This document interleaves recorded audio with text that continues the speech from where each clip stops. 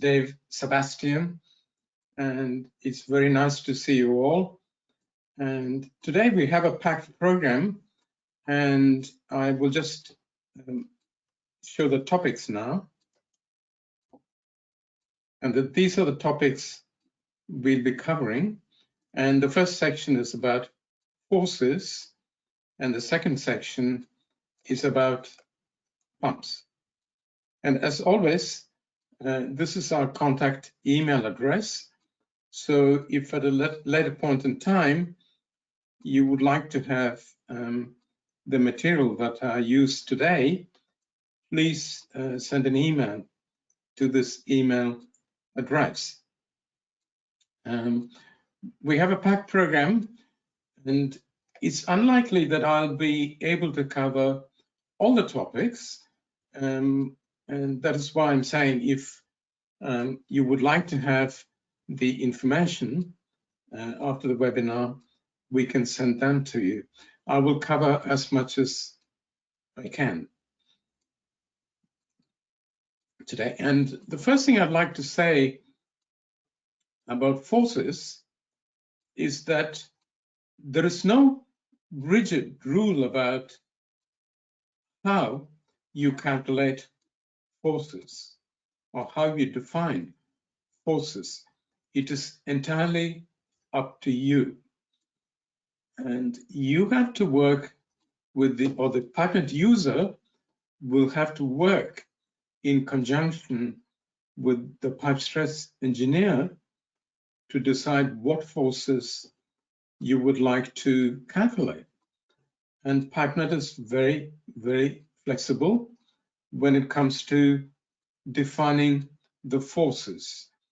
And the forces are defined by what are called control volumes. And control volumes can have several components in them.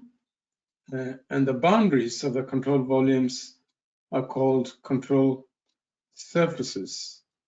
And we'll talk a little bit about them in a few minutes.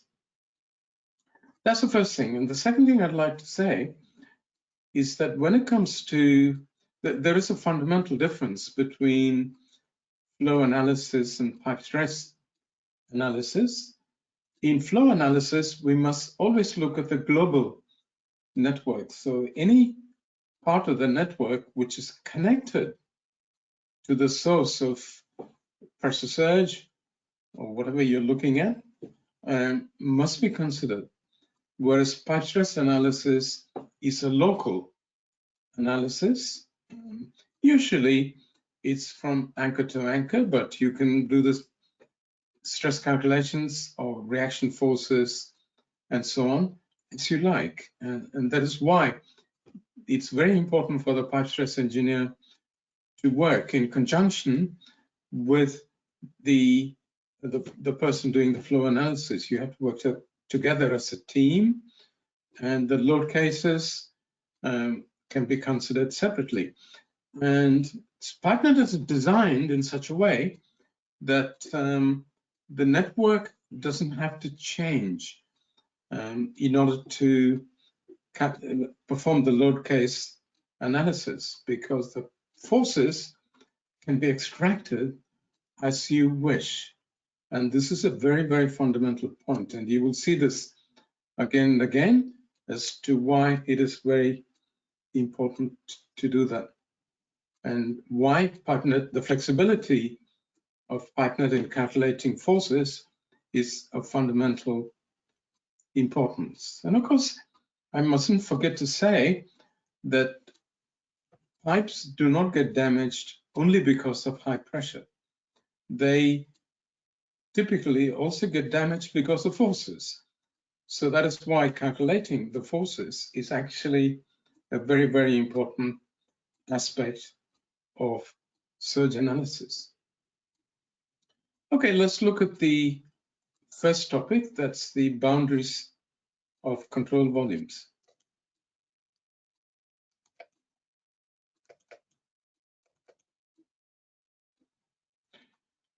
Now, boundaries of control volumes, it doesn't mean that you would necessarily put a control surface or the terminate of control volume at these points. There may be other points at which you may want to control, terminate the control volume, but these are items where it's essential to have a control surface.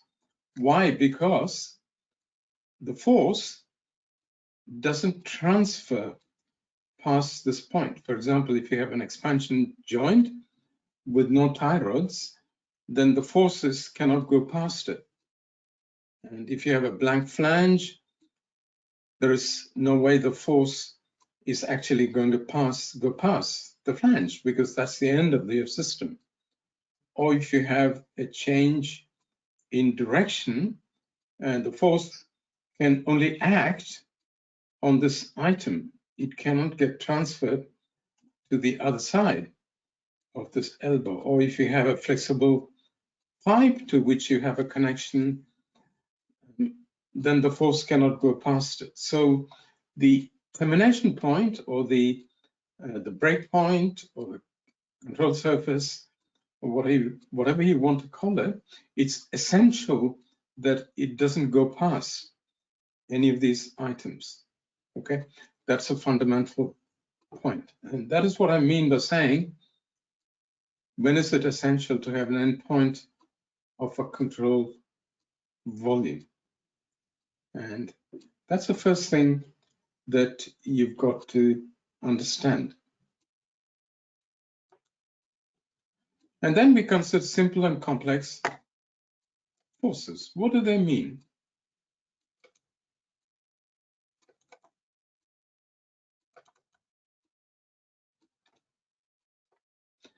This is the network I'll be considering throughout the presentation.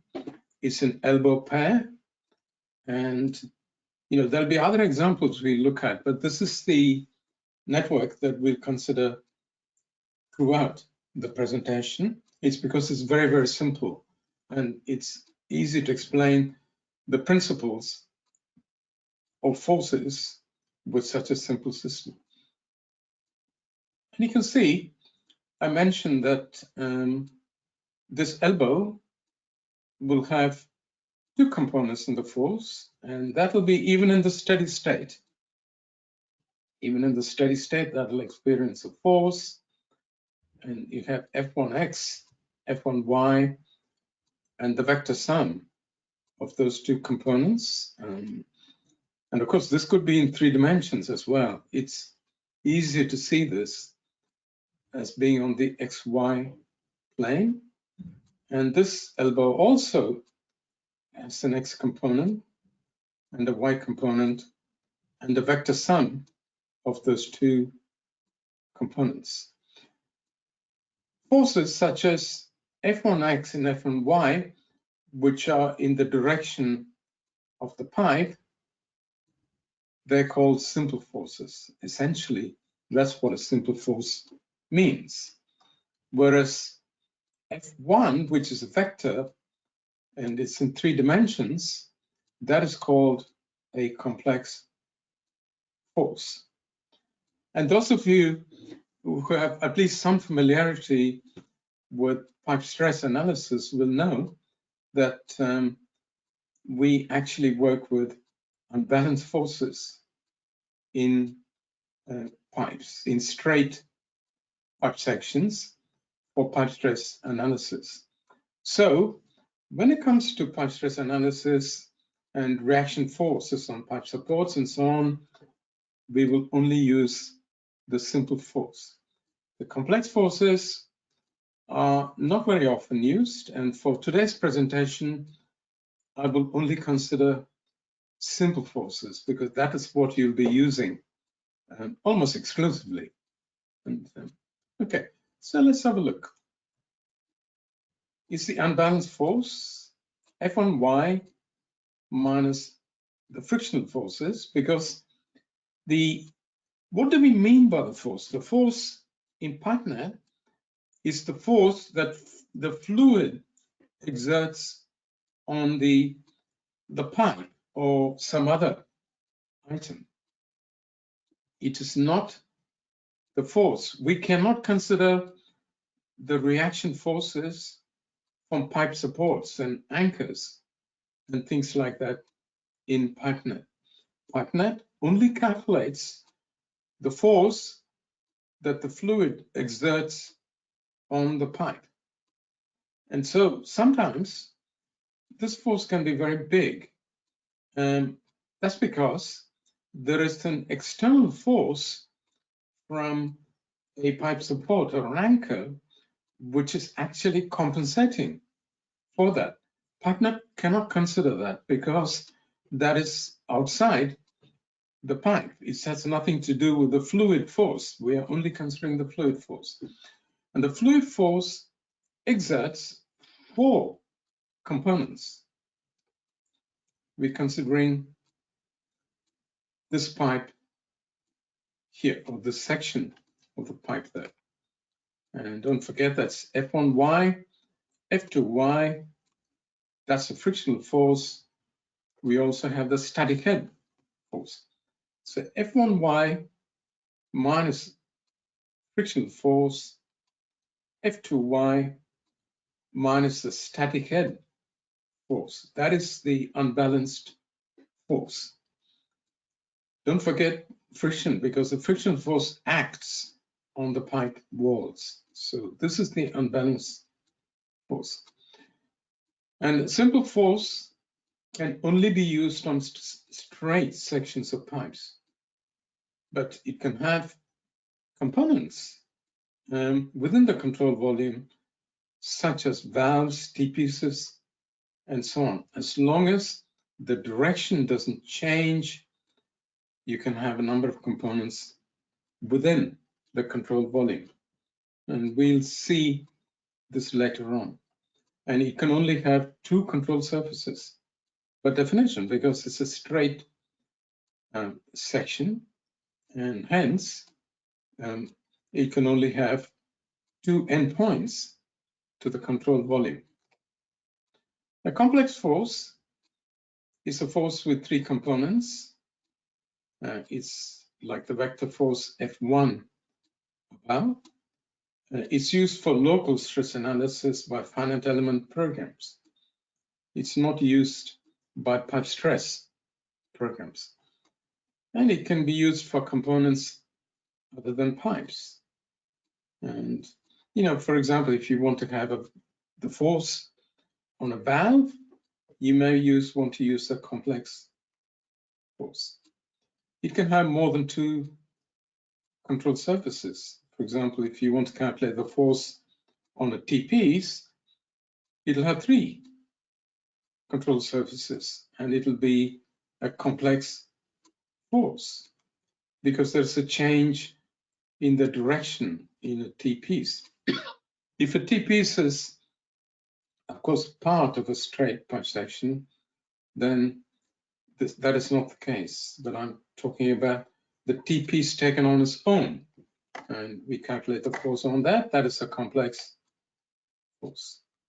So let's consider the same pipe, and the complex force will be at this elbow, whereas the simple force will be the unbalanced force on that pipe. So let's go and open the data file.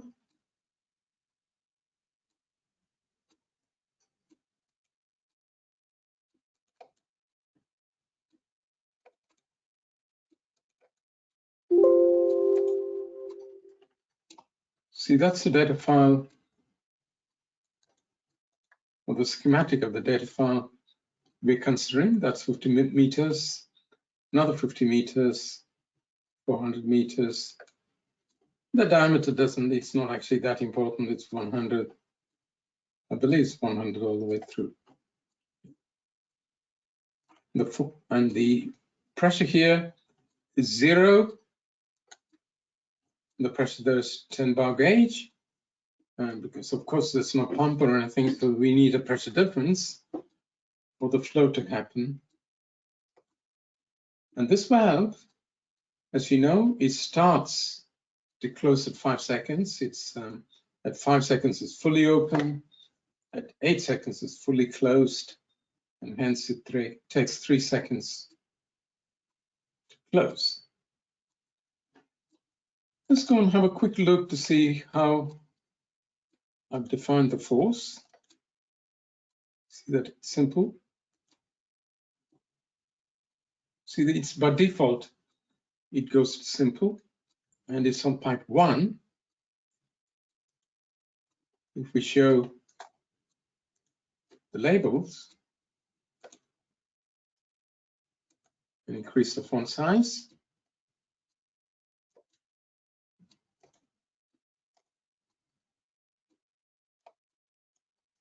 one, 2, and that of course is 2 as well. So let's go back to forces. See, the simple force is between the inlet and the outlet of that pipe.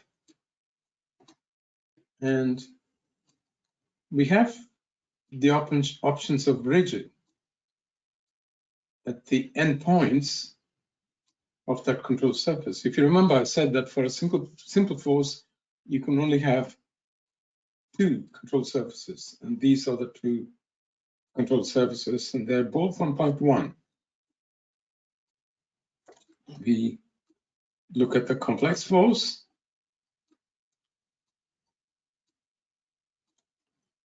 See, the complex force starts from here and there. So that's the way you define the complex force, because it's partly on pipe 1 and partly on pipe 2. So let's run it.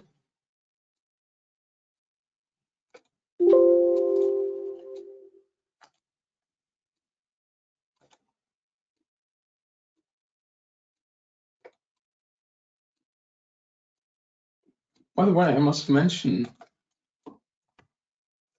that when you generate forces, you have to ask for them through results graphics, because we cannot simply right-click because a force is not a component. That's why you've got to ask for the graphical results here.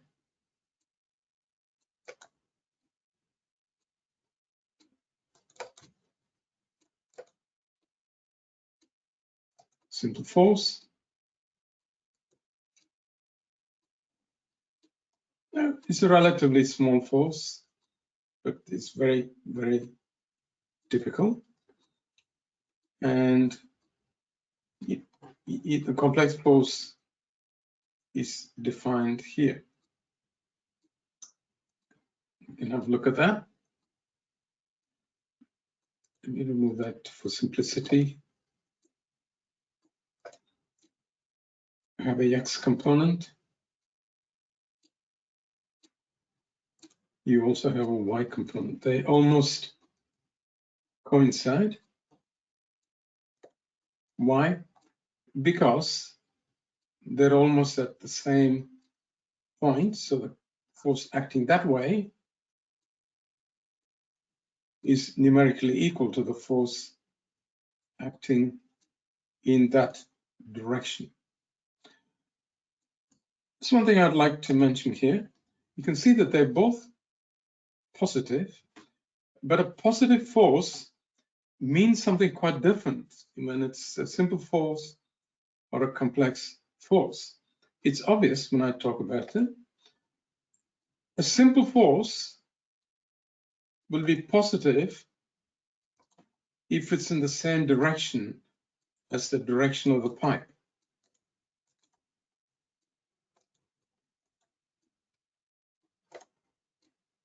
See, that's the direction of the pipe. So if the force is in the same direction as the pipe, it'll be positive.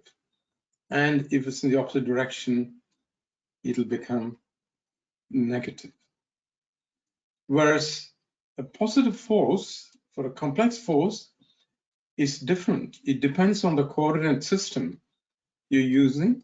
And obviously, typically, that's plus X, and that's plus Y. And that's what we're seeing here.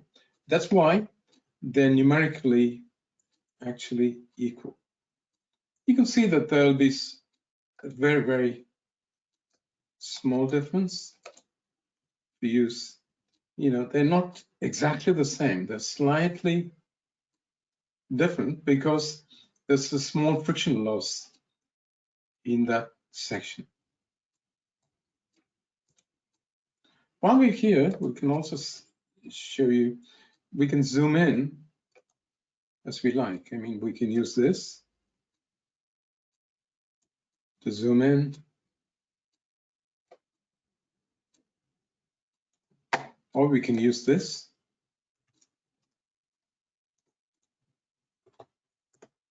So you can zoom in that way as well in the graphs. So this shows the difference between simple and complex forces. I will not talk about complex forces anymore. I will only focus on simple forces from now on, but do remember that this is the difference. So let's go on to the next topic, which is forces in steady state. We close these documents. Okay. It's the same system I'm considering. And, we do not typically talk about forces in steady state. We only talk about forces in the dynamic case. In the steady state case, we say that as long as the pressure is below the allowable pressure, we're fine. And, that is because, for this reason, in steady state, there is no unbalanced force, or at least what I mean by that is the unbalanced force is equal to 0, because all the forces exactly cancel each other. And as before, the fluid is the static head, or the force due to static head.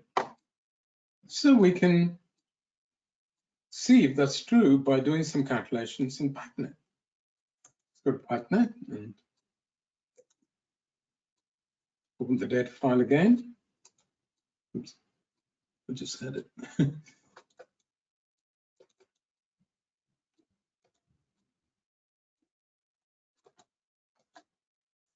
It's the same network. I'm just changing the boundary conditions. That is 0 as before. That is 10 as before. But this valve remains open.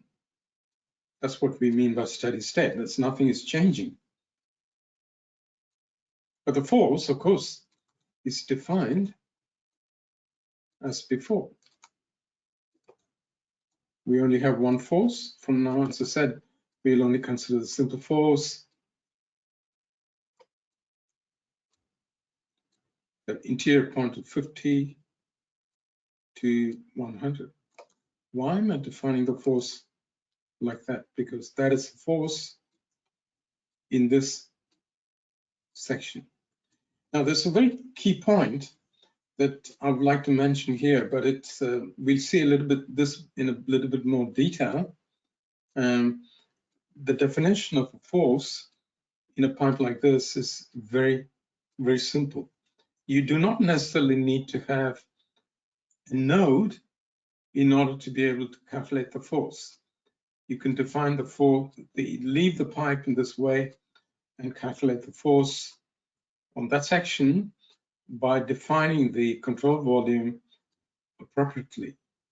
And that is what we're doing here. See, we're saying the control volume is the interior point, one is 50, and the other point is 100. We'll see a little bit more about this in just a minute, but this is only to show you that in steady state, the force is equal to 0. So let's do the calculation.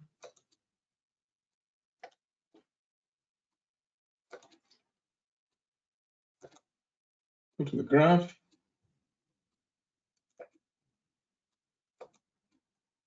Force F1, because this is a simple force, there's only one component.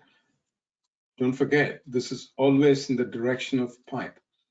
And you might wonder, why is it that we don't consider 3 dimensions? That's because typically you will be using this in a pipe stress program, and the pipe stress program will know the 3-dimensional geometry of that pipe. We don't need to know that in PipeNet. Okay, that's the key point. See, is identically 0. As you know, if you hover over any point in the graph, you'll get 2 values. The first value is the number at a time, and the second value is the number representing the actual y variable. In this case, it's a simple force. So simple force is identically 0 all the way through.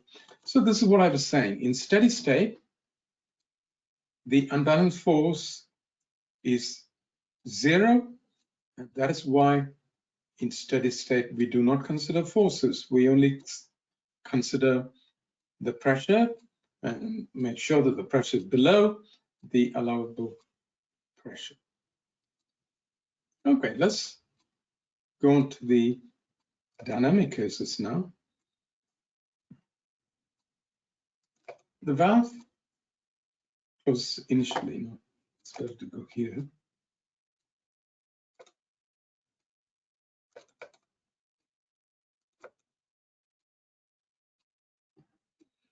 I'll keep closing those documents because otherwise we'll get a large number of documents. So this valve is closing, okay? And that creates a pressure pulse. And I will assume, just for argument's sake, that this pressure pulse is a very, very narrow spike. And initially, the spike will happen here, and that will move back along the pipe at the wave speed, and it will reflect from that point and come back. And the pressure wave will, or the pulse will be keeping on moving back and forth between the inlet and the outlet of this pipe. And that is a very key point. And that's the reason why we get unbalanced forces. We will just see that in just 1 second. But initially, when the pulse, because it's a very narrow spike, when it forms here, it doesn't change the unbalanced force here, because that is still 0, because this has not had any effect as yet on the pressure and the flow rate at these 2 points. And that's because I'm assuming it's a very, very narrow spike. So we are considering a step function for the valve closure, and that's a result, and we'll see that in just 1 second.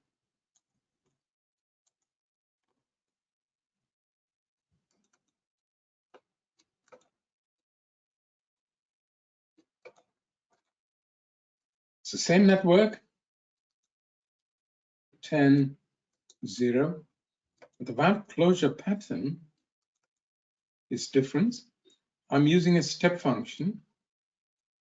What this means is the valve remains at 1, in other words, fully open until 5 seconds, because at 5 seconds, I'm saying that it's changing its position from 1 to 0. So it's an instantaneous valve closure. That's what I'm considering here. And do remember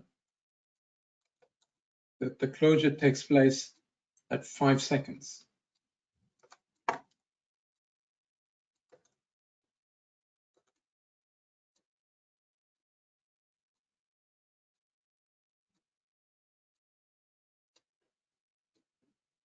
See, it takes longer because I've asked for the output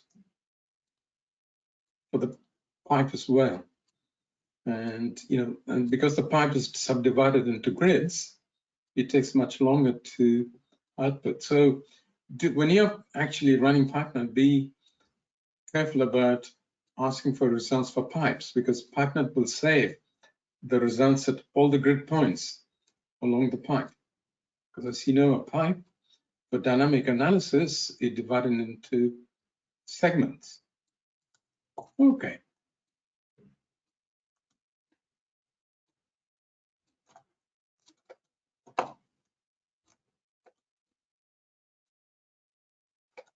Show the valve position. Instantaneous closure.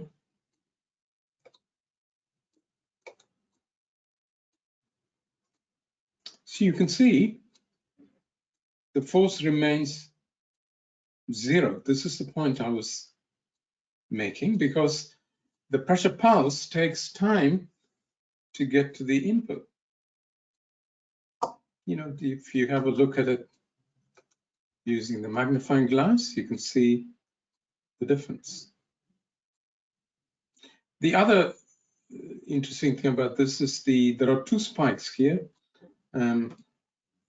That takes a little bit of explanation, but I will not explain it right now, because it's actually the time at which the pressure reaches the 2 elbows. And that's the reason why we got this double spike. I mean, you can see it more clearly if I zoom in. So you can see these 2 spikes.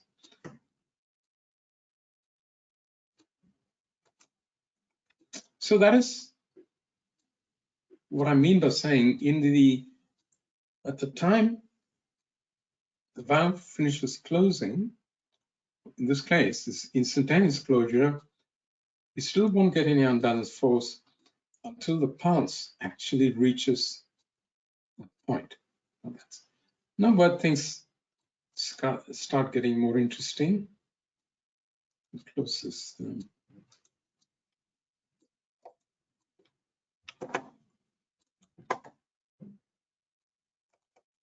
Valve closure, unbalanced. See, now the pressure wave travels back at the wave speed. See here, PipeNet shows you the wave speed here. So the pulse travels at this speed from the valve to that second elbow. And that's what we're considering here. So when the pulse reaches that point, this component of the force becomes big. We're assuming that it's a short spike, the value of the pressure surge is significant, in which case that component becomes large. Why? Because that component is actually equal to the pressure times the area of cross-section of the interior of the pipe plus the mass times the velocity. And so that is high because the pressure surge increases the pressure, so that component. But the pressure surge, because it's a very short spike, it has not reached that elbow. So now this is where the problems start, but because now we've got a big unbalanced force. See, this is no longer equal to 0. In fact, you could say that F2y from here, which is equal to that, I'm just taking it to the other side, it's considerably bigger than that term. So the pressure surge is considered to be a spike. So let's go back to PipeNet and have a look.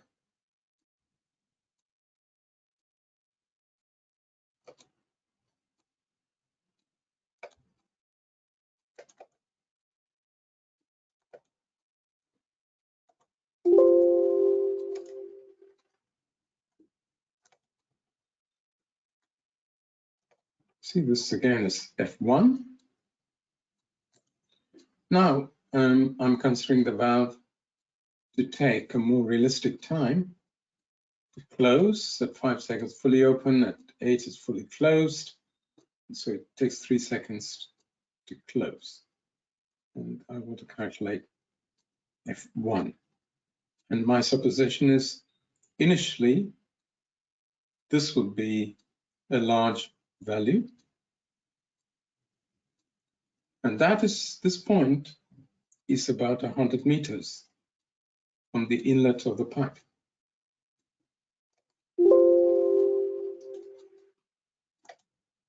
But of course, don't forget, we're calculating the unbalanced force. So it involves both of these elbows.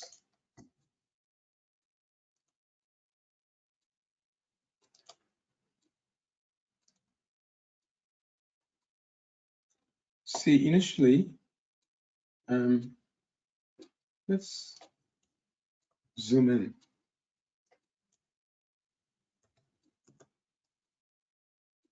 See, this is it's approximately 5.3. That's force. It starts increasing approximately at 5.3. You know, what I said was that force will start to increase when the pressure surge reaches that elbow. So if you look at the wave speed, let's say it's 1380, and the pipe length is 400. So if it's 400 divided by 1380,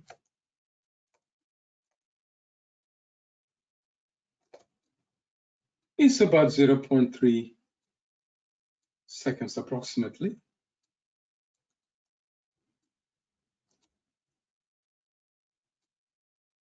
See, that's what we're seeing. So the force starts to increase when the pressure surge reaches that point. See, because we're closing the valve in a finite duration, it's not a short spike anymore. So it will begin to increase and then start, reaching a high value, as we saw. So that is what's happening in the first step. Then we'll consider what happens when it reaches the other elbow.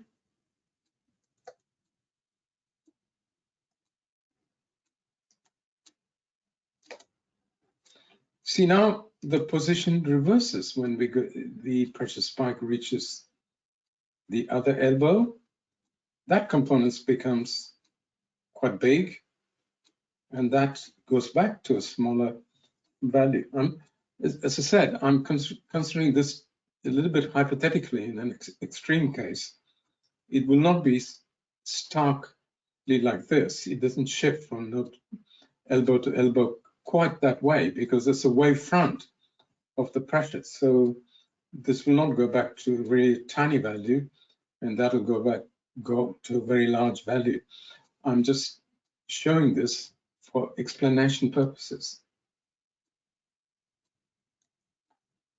See now,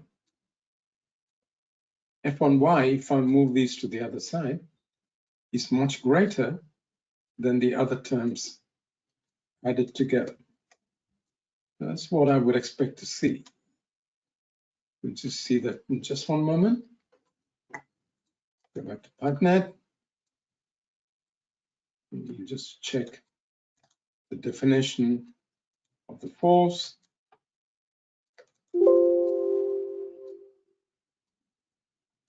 See, it's again, the definition of the force is the same because we're considering the unbalanced force on that pipe. What we want to consider is the value of the force at different points in time.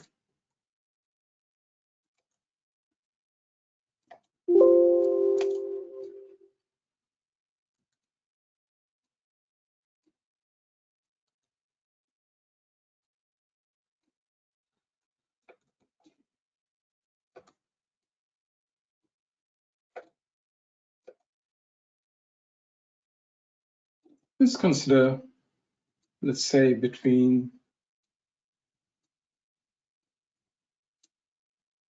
7 and 10, let's say. So 7.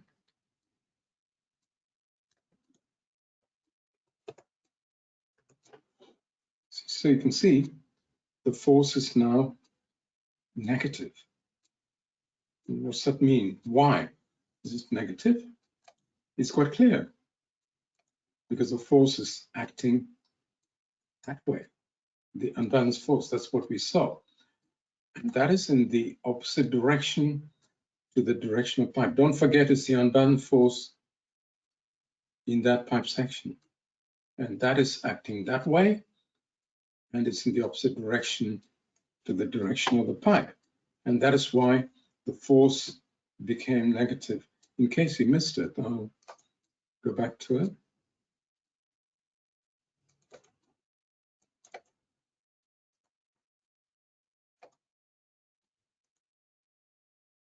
So I did. I zoomed in between 4 and 7. I'm sorry, it's not 4 and 7. I have to do it again. It's between 7 and 10.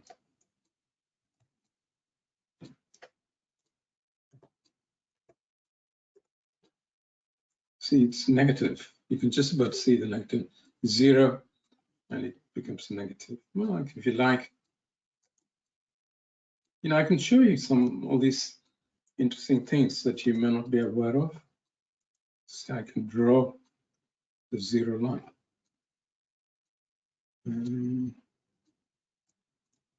So maybe it doesn't show that for some reason. Maybe I cannot display the forces.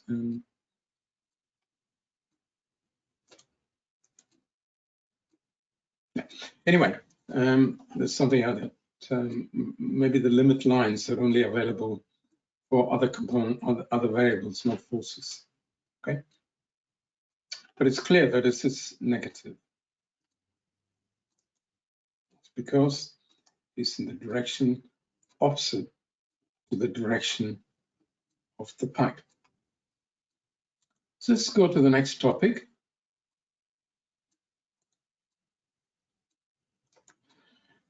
Now, one of the things I said earlier on was you can calculate the force without inserting additional nodes, and that is the typical way of working.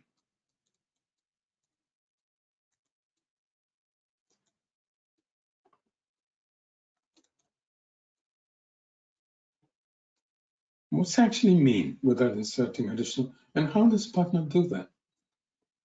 Because a pipe is subdivided into grid points, and you can calculate the unbalanced force if it knows the pressures and the flow rates at these two elbows. And in order to calculate, because it knows the solutions at the grid points, in order to calculate the pressure and flow rate at this elbow, it has to do a little bit of interpolation between the grid points which are adjacent to it. And it's the same here. So if you do not insert additional nodes, that is what we're doing. We're doing some interpolation. What are the advantages of not inserting nodes? The network does not change between load cases. See, if you inserted nodes, that means that you either know the load cases you want to consider before you set up the network, or you know, you change the network every time you want to consider a load case. And if you did that, and if you have 100 load cases, you'd have to create 100 networks, because you'll be inserting nodes for every load case. So the great advantage of doing this is because the network doesn't change between the load cases. And usually the calculation it's a little bit faster because the lengths are longer, and for that reason, the calculation is usually faster. The disadvantage, the interpolation necessarily leading to potential loss of accuracy. This is usually not a big problem because the time step we choose would be short enough to create nodes along this pipe. And, so the nodes might be close enough. So the degree of interpolation you do may not be actually that great. And, and again, the linearity which we assume when we do the interpolation actually is not grossly inaccurate. So that's why I use the word potential loss of accuracy. Often the level of loss in accuracy is quite small. And so these are the advantages and disadvantages of having grid points. And, we can have a look at, if you like, the case.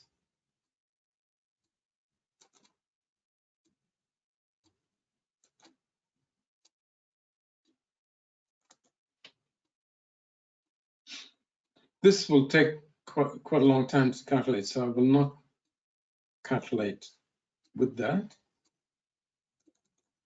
So I'll show you how to do the calculation with this.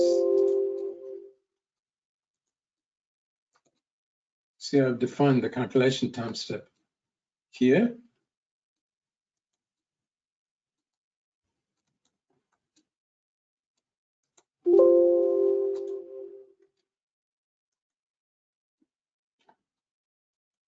As I explained during the previous webinar, see, this will show you the number of grid points here. That's what this means. So let's look at the result.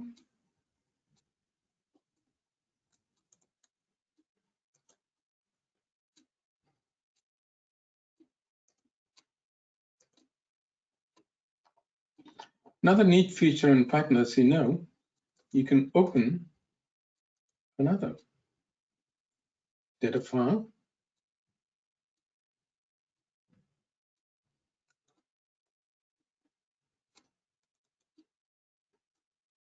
And let's not sure where the result is. Just give me 1 second.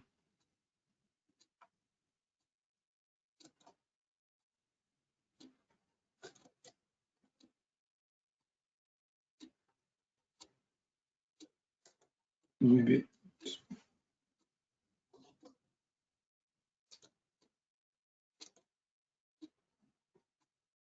there are so many files I'm creating that it's sometimes difficult to keep track.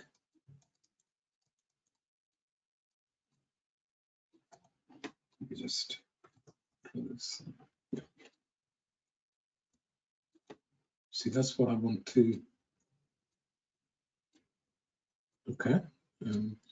As I said, I don't want to do the calculation again. So I have to open the results file. Unfortunately, I think that I removed the results, so that's why it's not here. But what I can tell you is that the difference is not actually that great. Yeah, I think I deleted the results file, unfortunately. And I don't want to calculate again because so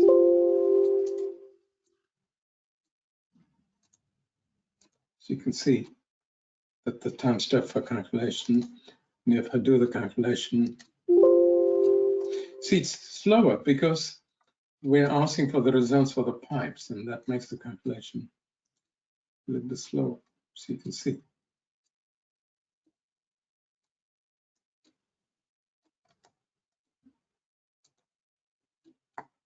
Okay, So you just take my word for it that the difference actually is not that great. What I will show you, the number of divisions is 362. In the previous case, it was 7. So even that kind of difference didn't make that much difference to the results or the false time history. So, you know, to take this approach is relatively good. So let's go on to the next topic, which with inserting additional nodes.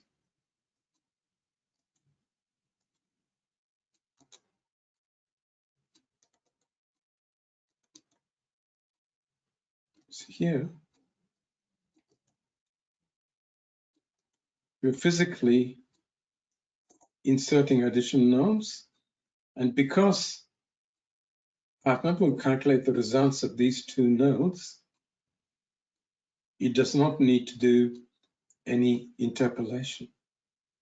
There are actually 2 differences. One is it doesn't have to do any interpolation. The other difference is the flow pattern itself will change a little bit because we've got 3 pipes instead of just 1 pipe to do the hydraulics. So the hydraulic results themselves will be potentially slightly different.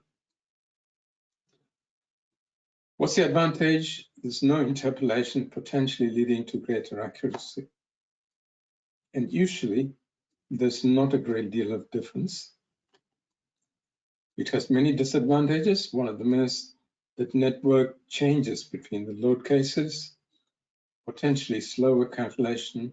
We also have to remember the pipe length in the control volume cannot be smaller than the wave speed times the time step.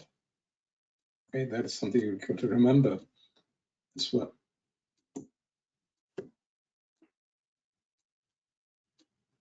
See, these are the results. With the time step, it's comparing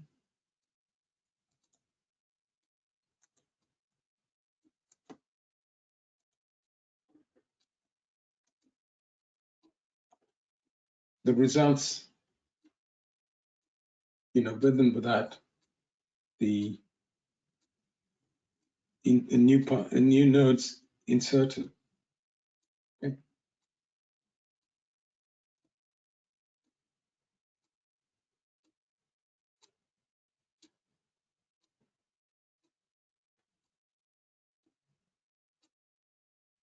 This is actually the comparison graph. Compare the forces with and without nodes, and that's the time step.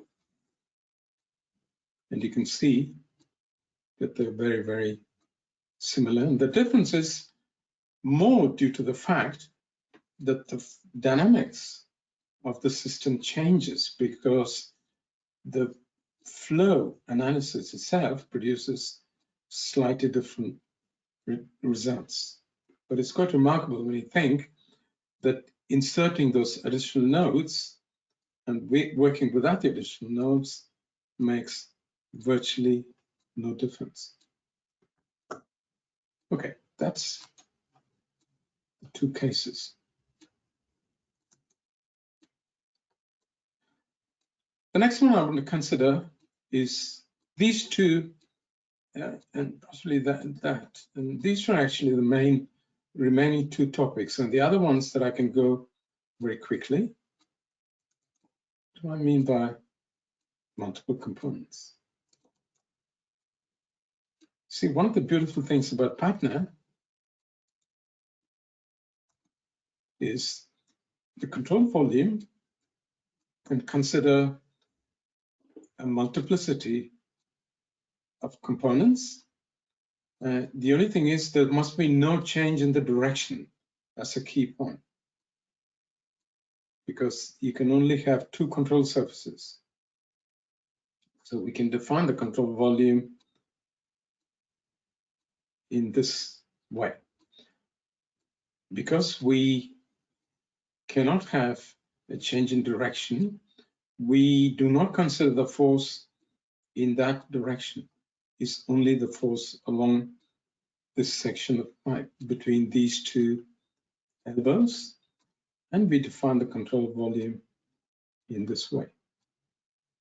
And that is the PIPENET network, because you can see that there's a control valve there, it's a pressure control valve, and there's another valve here, and also another valve here. So this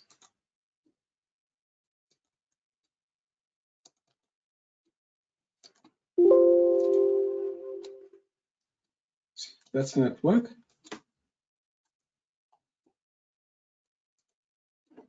The pressure here is 10, 0. That valve remains open constantly. That valve closes in 3 seconds. And this is a control valve. You know, we've already talked about a little bit about this previous time, but when we talk about control valves, we're going to have another webinar about control valves or control systems. And, you know, we'll discuss this in more detail at that time. And the PID controller parameters are here. So we'll see how this works. The way PIPENET works is actually quite beautiful. I will delete these forces and I will define the control volume. See, this pipe here is 30 meters long, and that length is 26. So this elbow here is 4 meters from the inlet of the pipe. See, that's the direction of the pipe.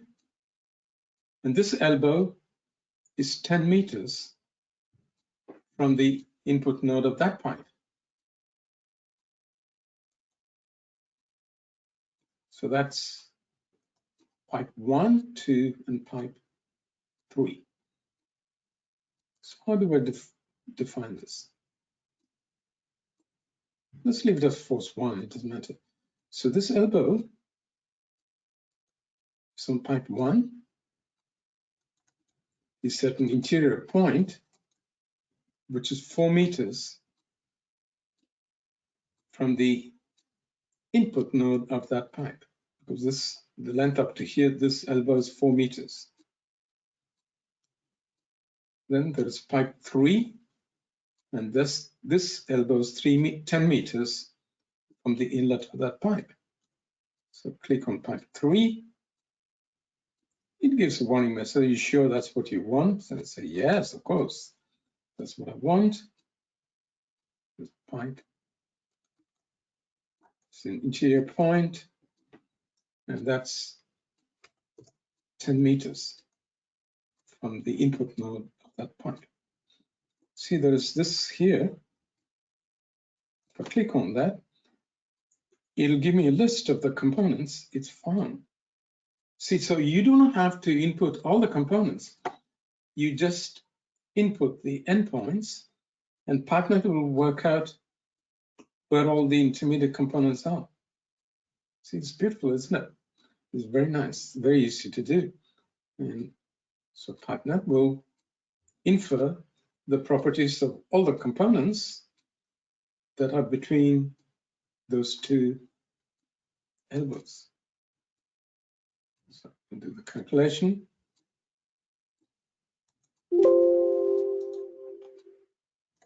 The rule is that it's got to be a straight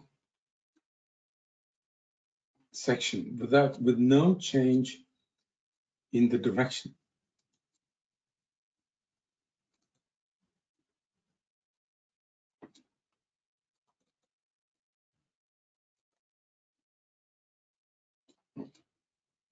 Yeah, if you remember, I said to you, you have to choose to input, ask for the results for the pipe here.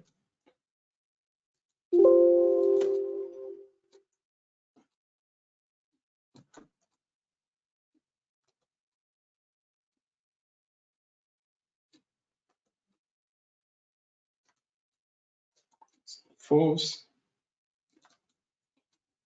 and we can see that that's actually quite a big force. Okay, so this is how we deal with a controlled volume with multiple components. You don't have to worry about what is inside the controlled volume. PIPENET will do all the work for you. The next topic is a very important one. When I say very important, all the topics I'm talking about are important, but this one is important because it's lack of clarity with some people about what this actually means. What are rigid and elastic joints? See, if you look at the force definition here, see there is elastic and rigid. What do they actually mean?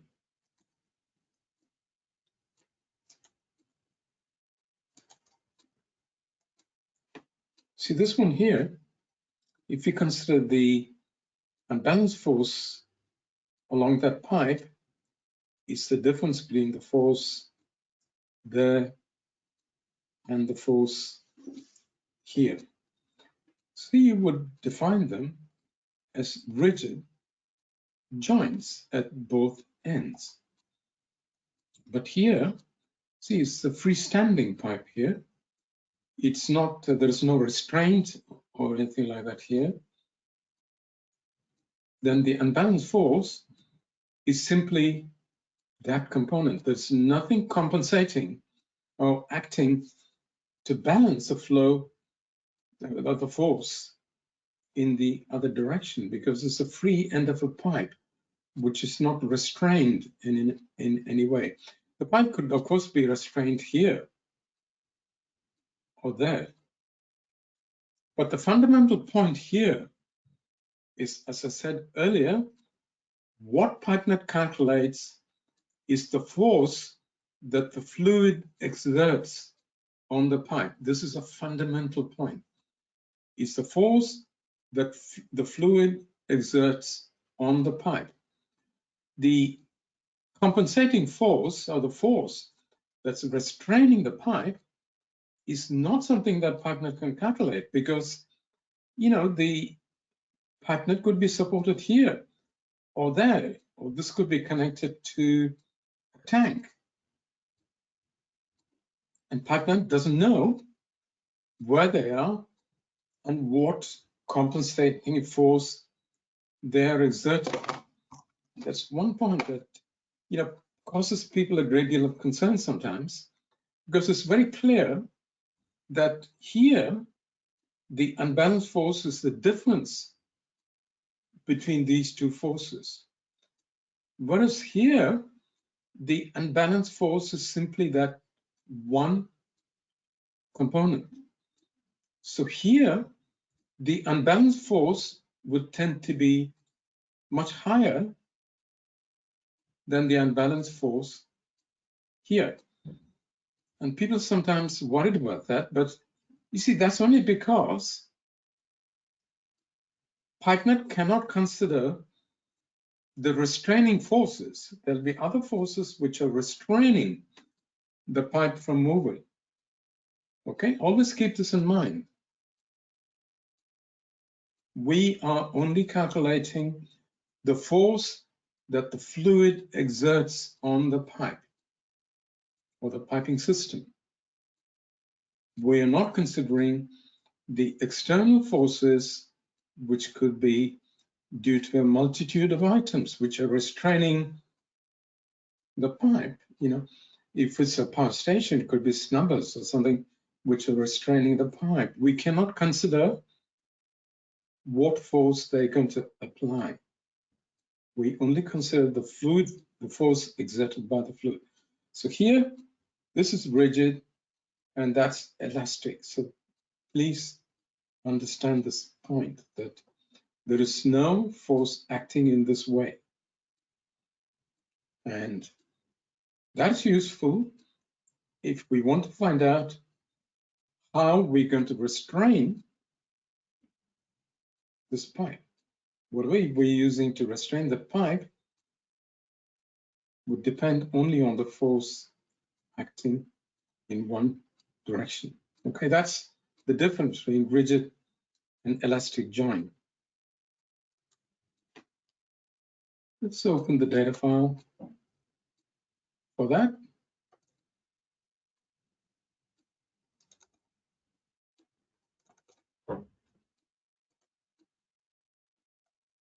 See, so I've got one network here, F1 and F2.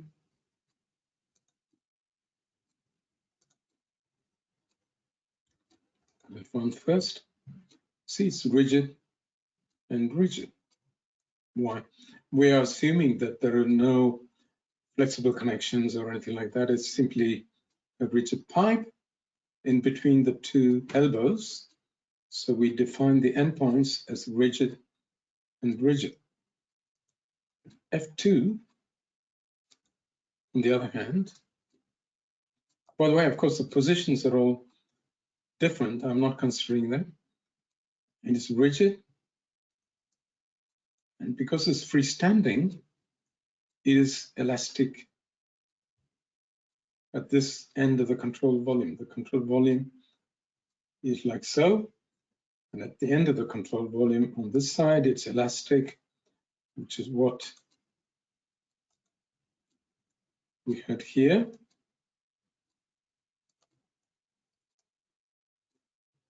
And so on. So let's do the calculation now.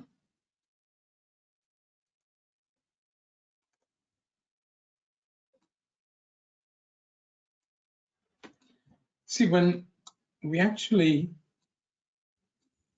look at the force here, it'll be quite big. F1 will be relatively small. That's because, you know, the forces here on each of these elbows will not actually be significantly different from the, you know, the single component force we're talking about. It is just that because we're taking the difference, it looks small.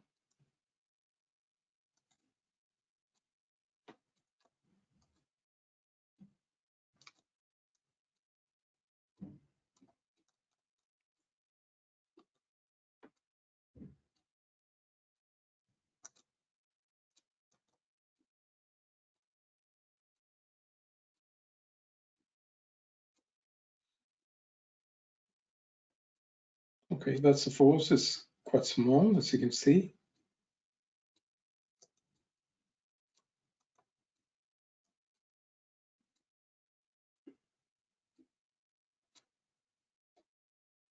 That's the force. F2 is the force with an elastic joint, and you can see. You know, and also you can see it's negative because it's in the opposite direction to the direction of the pipe. Whereas the first unbalanced force is positive because that is in the direction of the pipe. So that is significantly bigger than that.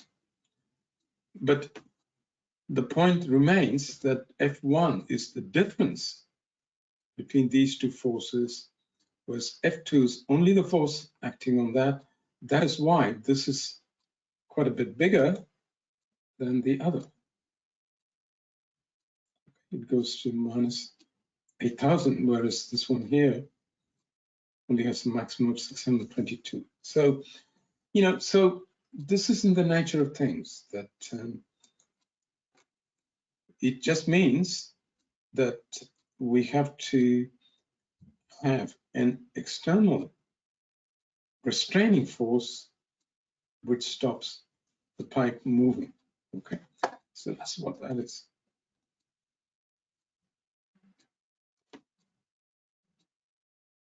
Let's take an example.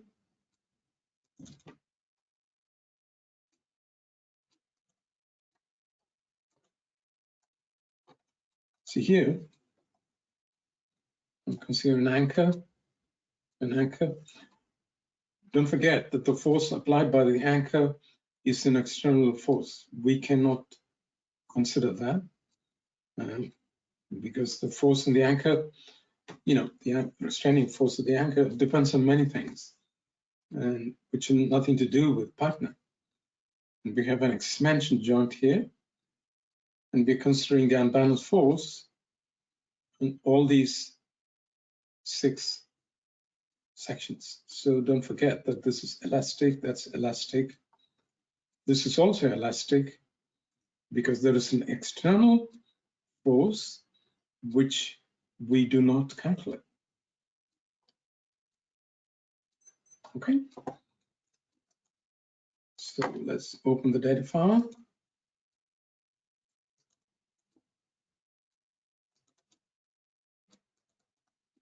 The network itself will look quite simple.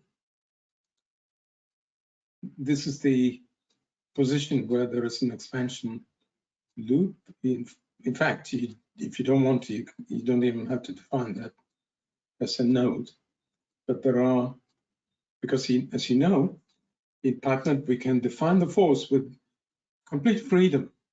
It's up to you to define the force, and it depends on what you want to do. So these are the 6 forces. We can have a look at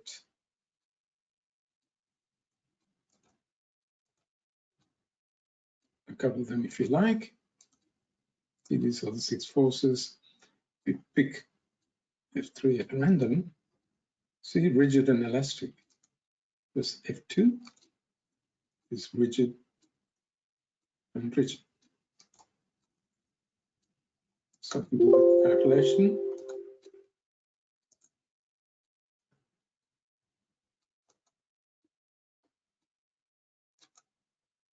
We just plot a couple of them. I mean, we don't have to plot all of them. F2,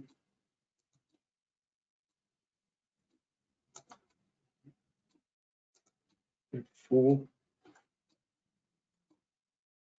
And you can see that F4 is actually quite a bit bigger than that, because I presume F4 has an elastic joint at one end.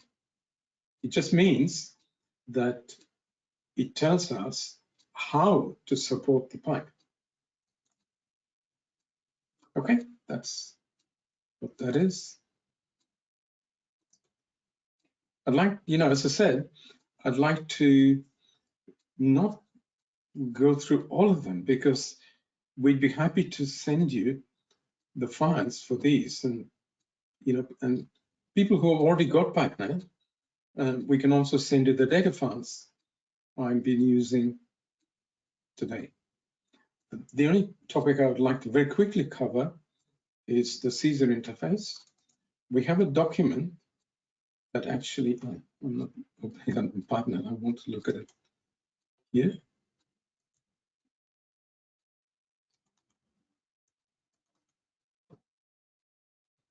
See the philosophy in PIPENET. We use the spread-sprinkler module and the standard module for design, the things like pipe sizing, pump selection, how does the system behave under many steady state scenarios. That's the design process, and we complete the model. And then how does the system behave under dynamic conditions is what the transient module is about, and you can export the model from PIPENET steady state modules to the transient module, and that of course generates the time history. We saw that graphically, but PIPENET also produces the time history as a text file, and that is what Caesar2 can read. Caesar2 is not the only Postgres program. There are other programs such as Rot2 or Rot2 of Germany, which is another very good program, and they do the stress analysis. I said to you that PIPENET generates the force time history as a text file, and this is an extract from the text file. That's the time, and that is the actual force. And this document shows what are the steps involved in importing the time history into Caesar 2. It's very, very clear document. And these, here you're in Caesar, not in PIPENET. I cannot show Caesar because we don't have a license for Caesar. You end up with a dynamic load factor. And you get the results from Caesar to here. Okay. So that is how the Caesar interface works. Now that's the topic of forces. As I say, unfortunately, we will not have time to cover all the topics because I've said to you, there are a lot of topics here. And if you're a licensee of PIPENET, we'd be very happy to send you the data files. And we can also send you the other documents and you can read them up yourself. I've covered all the fundamental points in some detail today. So let's go on to pumps. That's the second big topic. And as you know, there are 3 pump types in PIPENET. There's a simple pump, the turbo pump. These are actually the oldest models in PIPENET. We've had simple pump and the turbo pump, for the last 25 years in PIPENET. And this is a more recent addition. And that's simply because it's a dynamic pump, but it needs less data than the turbo pump. So the inertial pump, and there are 2 modes in which you can operate the inertial pump, pump trip, and pump startup.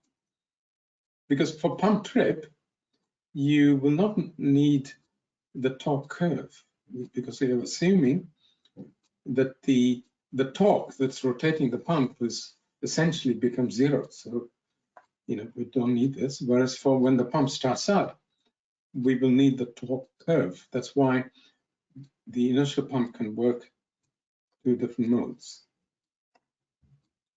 And so that's a birthday of a friend of mine, and that's showing up. So these are the 6 cases. Once again, I do not know if I'll have time to go through all of them, but I will go through definitely all the essential points. Simple pump curve.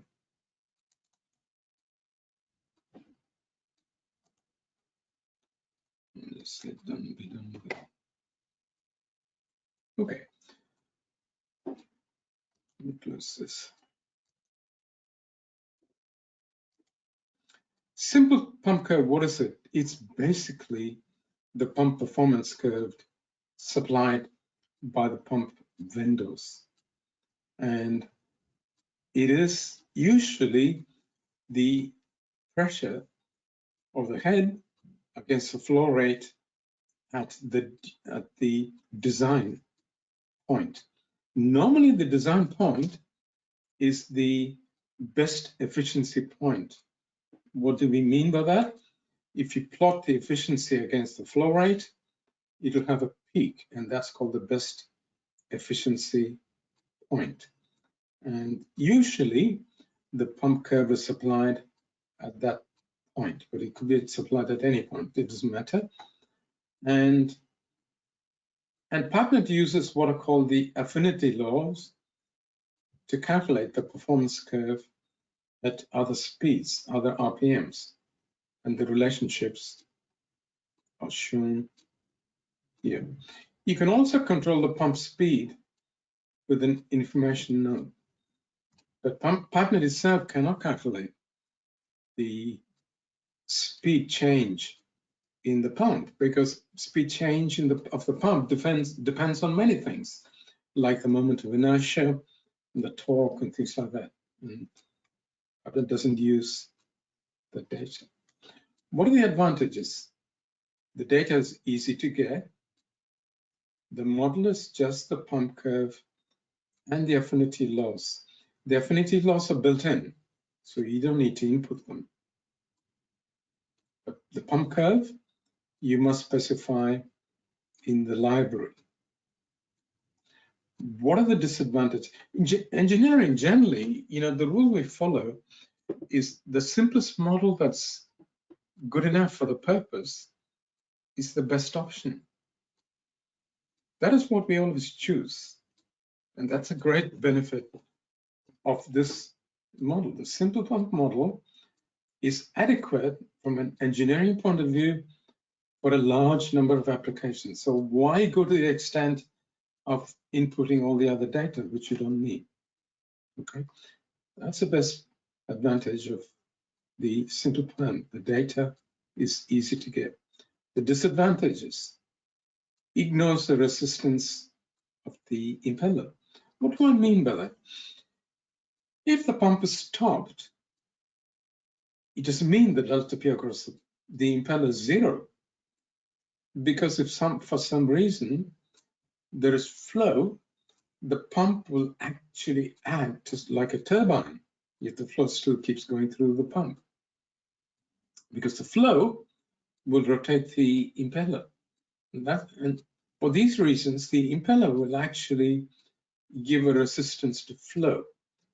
And the simple pump curve doesn't consider the resistance of the impeller. And it cannot, of course, calculate the speed by itself against time. It's something that you have to set up manually. So it's suitable when the pump works at a constant speed, or when pump speed is changed by a process controller, or even manually. It doesn't matter. If you have a variable speed pump and you want to change the speed of the pump, you can do that here. It's not unsuitable for abnormal cases like pump trip. I use the term abnormal. It's not really abnormal, because it could be, that the pump is manually stopped by an operator by switching it off.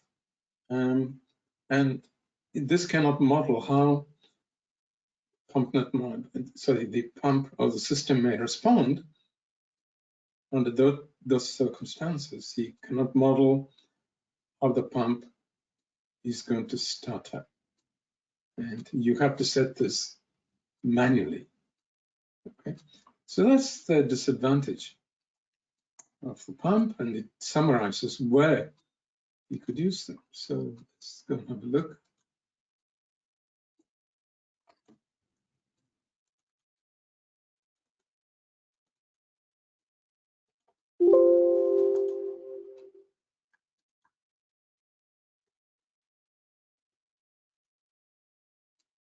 The pumps are running at a constant speed.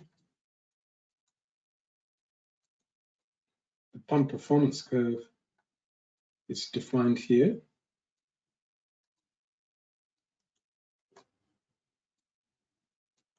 The inlet pressure is 0. The outlet pressure is 0. You see it's 1,000 meters of 100 millimeter pipe. The valve closes from 2 to 5 seconds, so it closes in 3 seconds. And of course, there is a non-return valve. Yeah, as you know, a non-return valve is like an instantaneous valve. As soon as the pressure reverses, it'll close. Once again, it's a very, very simple model. If you click on that, there's no data. You simply say it's connected between nodes 2 and 5. That is it.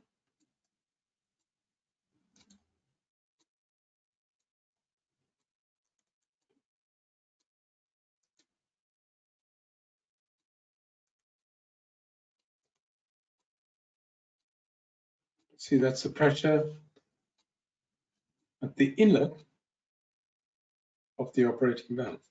And it's a very typical graph.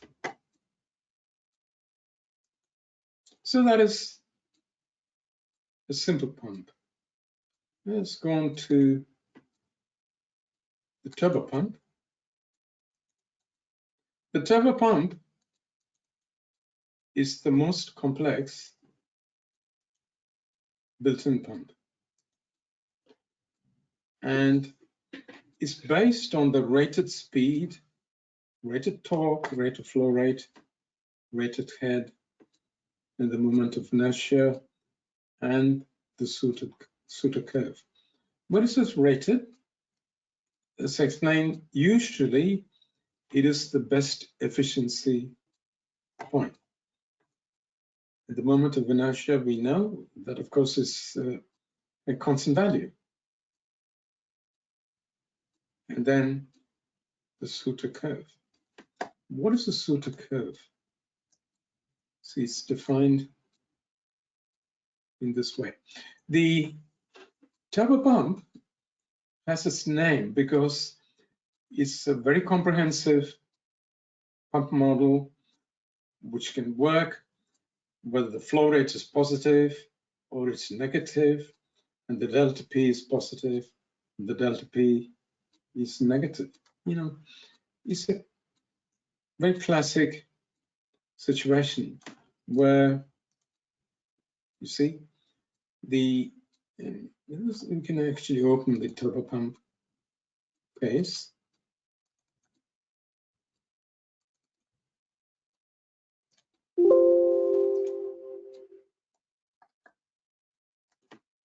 See what happens.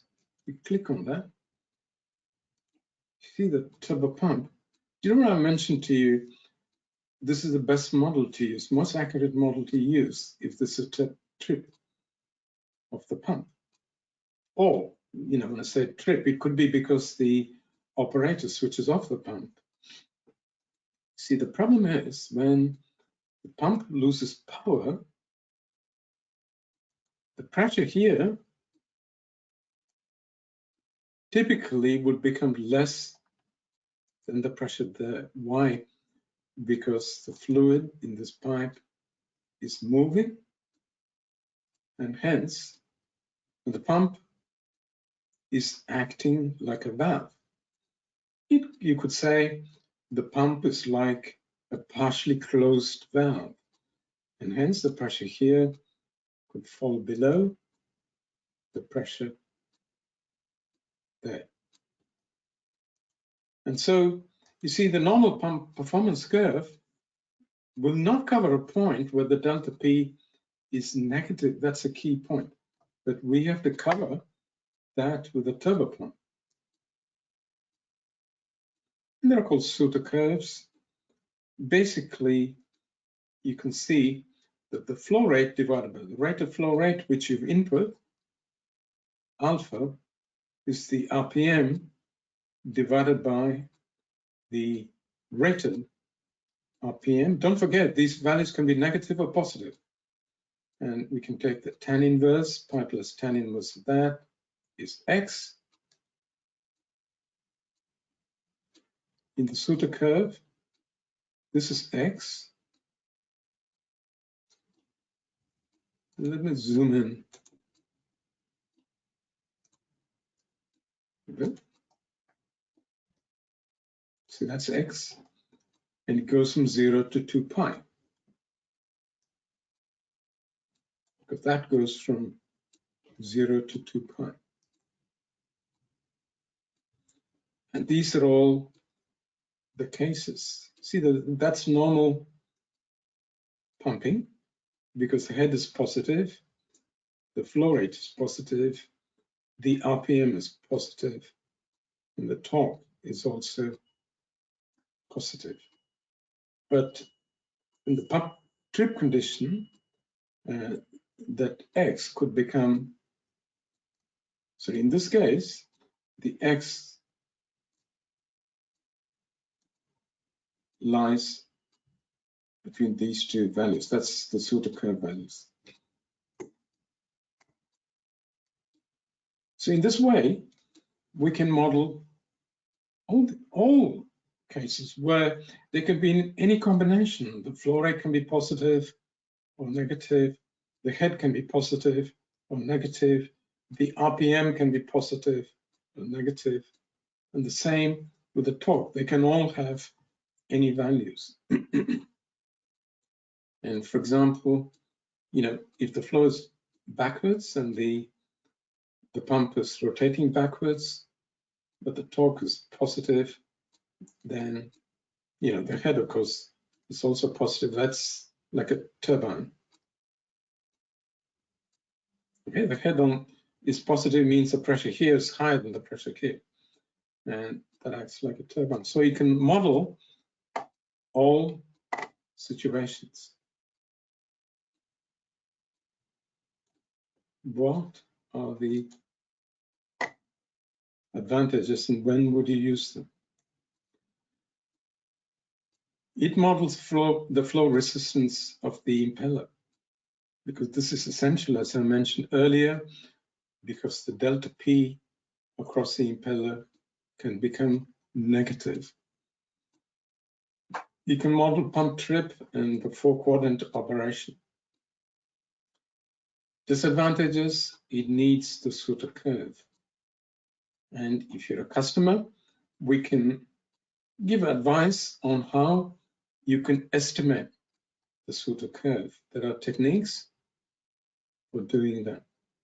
And the number of built-in Suter curves will increase. There are new sources of data for the Suter curve. We will, in the future, consider building more Suter curves into PIPENET itself.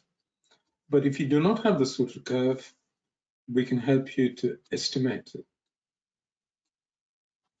The other disadvantage, you see, normally you wouldn't use the turbo pump necessarily to model pump startup, but it cannot model pump startup, and it has to be set manually. That is the disadvantage of the turbo pump. It is suitable for pump trip study, especially vacuum pressure needs to be estimated. There are applications of PIPENET where the downstream pressure can get very low. And we all know this. You can get cavitation during pump trip. But there are cases where the piping system actually can be 3.5 to 4.5 meters in diameter. They really are huge pipes. They are more like tunnels than pipes. And such large pipes are usually made of fiberglass, and fiberglass pipes, the minimum operating pressure is not even full vacuum. It can be minus 0.3 bar gauge or something like that. So see, it's very eminently suitable for cases where the pump trips, especially the vacuum pressure needs to be estimated. Not just estimated. Of course, PIPENET is not only about calculating pressure, it is about, finding solutions to how to eliminate this vacuum. And the most common way is to add vacuum breakers.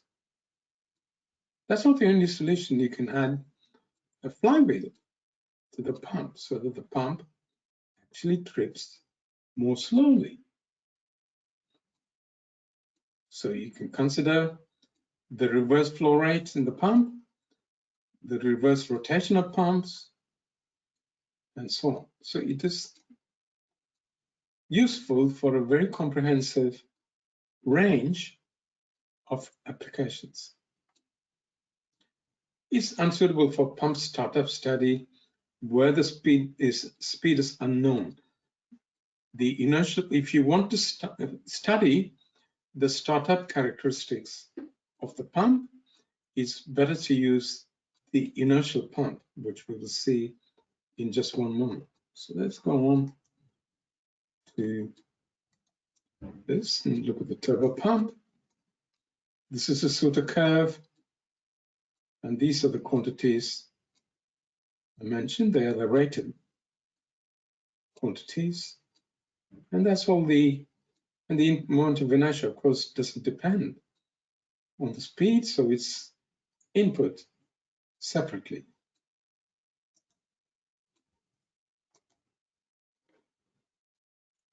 We say but the trip is 5 seconds. The trip time doesn't mean that's the time duration of the pump spin down. That's something PIPENET will calculate. This 5 seconds is the time at which the pump trips or loses power or something. And that valve remains open just before the pressure there is 0, and the pressure there is also 0.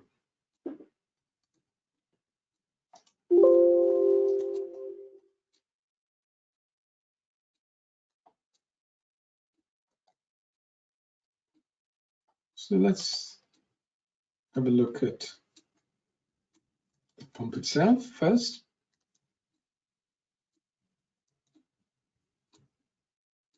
The speed of the pump. You can see that it's slowing down, and during the final moments, it'll actually take quite a long time for the pump to become, absolute zero, complete stop. We look at the outlet pressure. Let's remove that. See, we need to use the same scale for them. So this is y-axis. This is something that you may find useful. So click on that. It makes the pressures, the axis for the pressure the same. So you can see that both the inlet and the outlet pressure reach the value 0. But in this, this is not a pathological case where you have reverse rotation and stuff like that.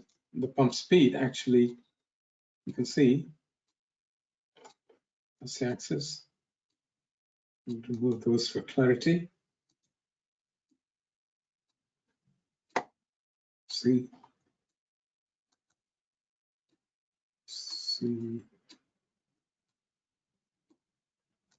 put 0 there.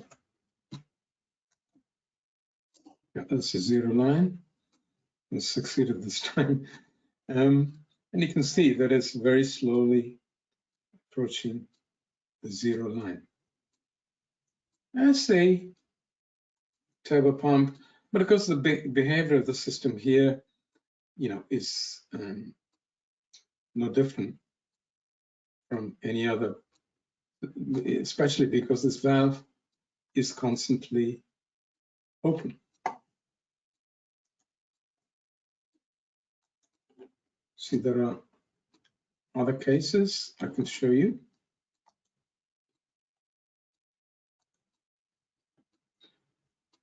This reverse flow.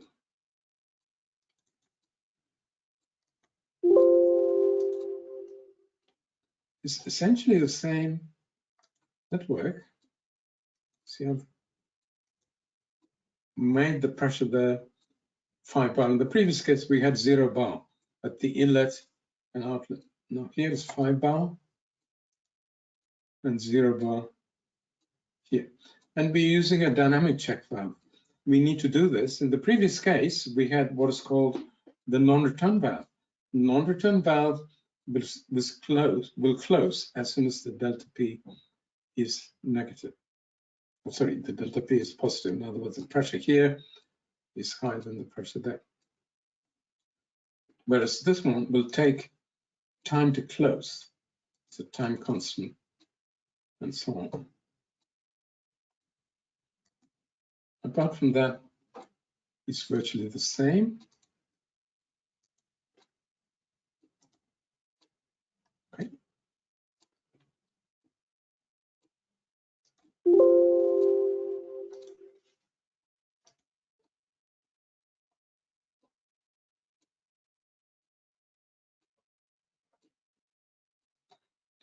See here again, it's unlikely that, I don't know, we'll have to look at the results, that there is actual reverse rotation of the pump because there's a check valve here.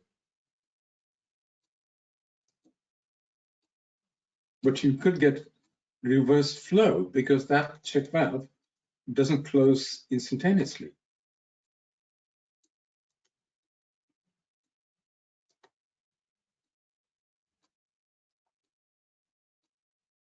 Yeah, it's getting towards zero, but there's no reverse rotation.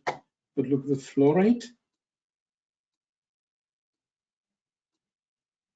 See, there is reversed flow here, I believe. Yeah. It's clearer to see if, by the way, you can move the axis to the other side as well if you wanted to. I think we do this here. Sorry, I don't want to waste time doing all that, but you see the axis position is on the right, you move to the left if you want. There are all kinds of things. I'm just showing that because you may find all this useful. Okay, so you can see that the flow rate actually goes back because the check valve is not an instantaneous closing valve. It's got a time constant. Okay, so that is the case where the flow rate, and that the flow rate is negative because this pressure here forces the flow rate through the pump. Even though the pump is rotating forwards, it's because it's so slow that the flow rate actually goes negative. When the valve closes, the negative flow stops. You can see. Let's have a look once again.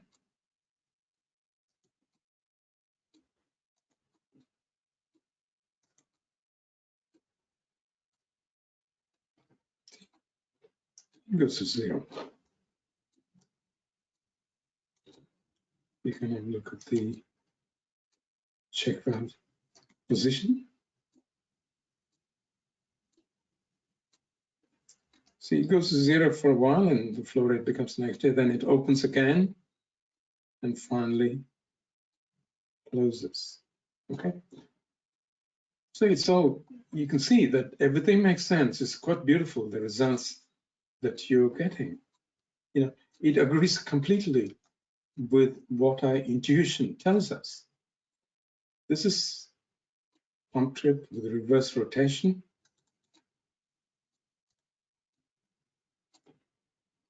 See, best to see case where, let's refresh that. See, the elevation of this valve is 50 meters. The pressure is the same. Of course, it doesn't have to be zero. It can be, I could have left it at 5. But in order to show that the pump actually rotates backwards, I've used quite a slow acting valve here. That is just for demonstration purposes.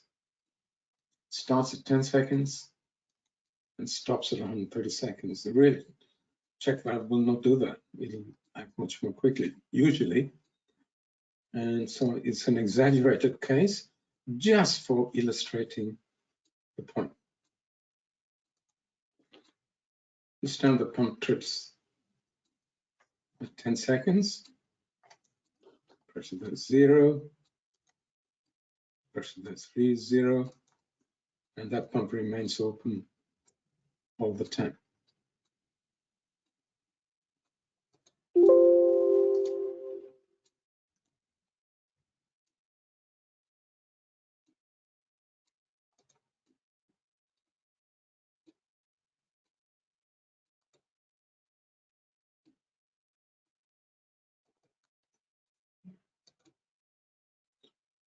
Let's look at the turbo pump. Rotation speed. Let's see. Oops.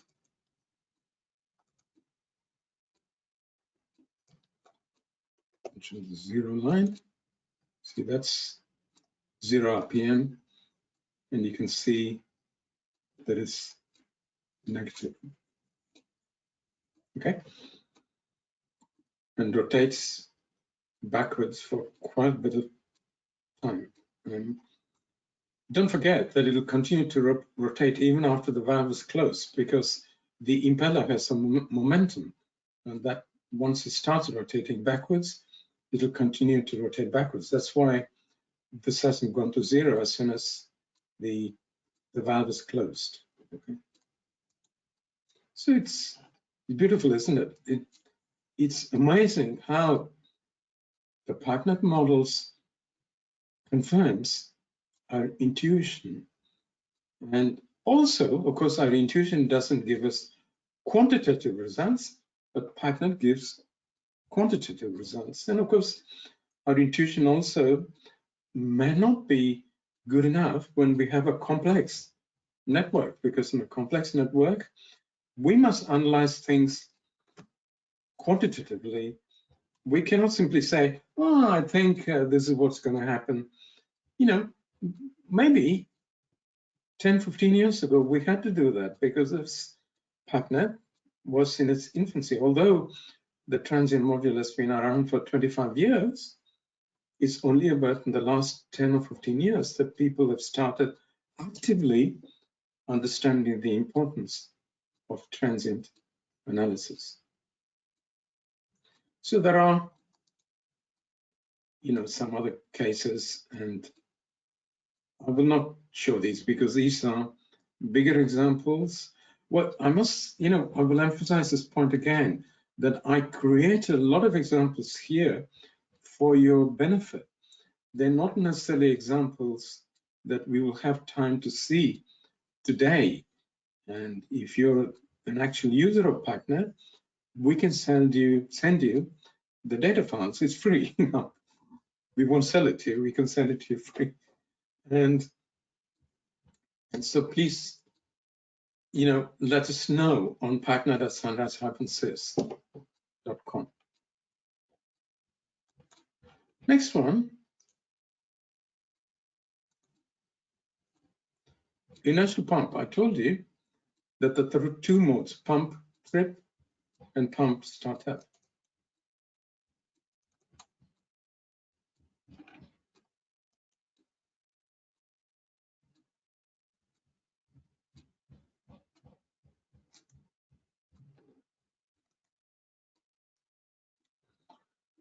We have to, for the pump trip, we need the efficiency against the flow rate.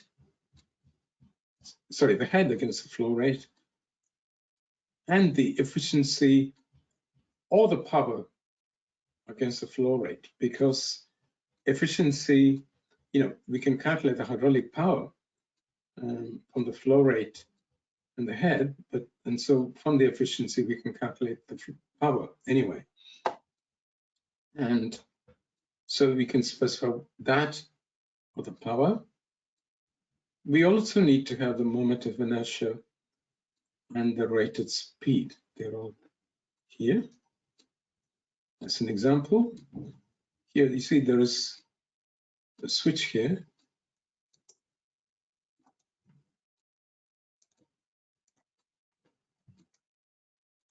Using which you can select the power or the efficiency. And the power against the flow rate curve is here.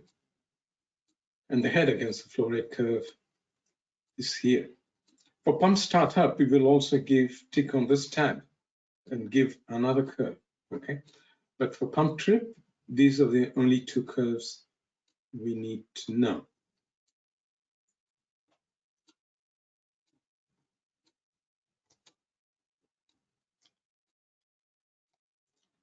What are the advantages, disadvantages, and so on? The data is relatively easy to get. Some values may be estimated easily, and we can give you some guidance on how to estimate those values, so do contact us. Disadvantages, it ignores the resistance of the impeller. So if your aim is to study the vacuum pressure that you get when a pump loses power, which is very important in certain cases, we cannot use the inertial pump.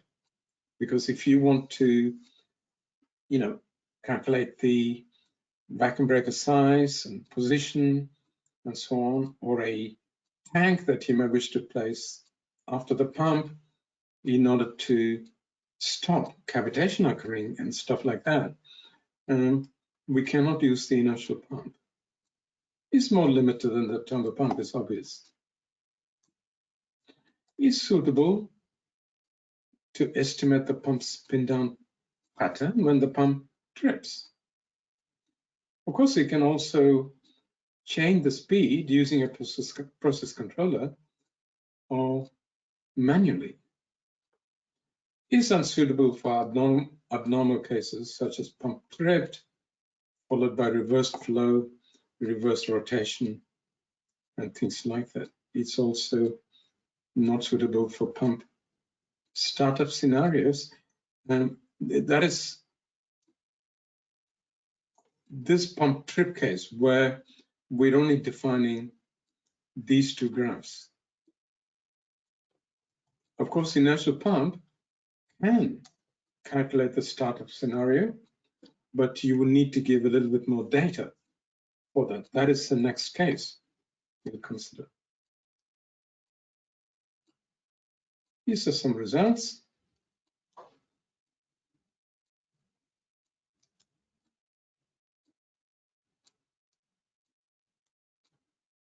The behavior with the long pipe and short pipe is studied here. I will just take one, the short pipe. The chance it will run more quickly. So the pipe, you can see it's 10 meters long. Pressure there is 0. Pressure there is 0. And let's have a look to see what you've specified in the library. See, because it's a pump trip, see, this is what I said. You can select the efficiency or the power, and that's this graph here.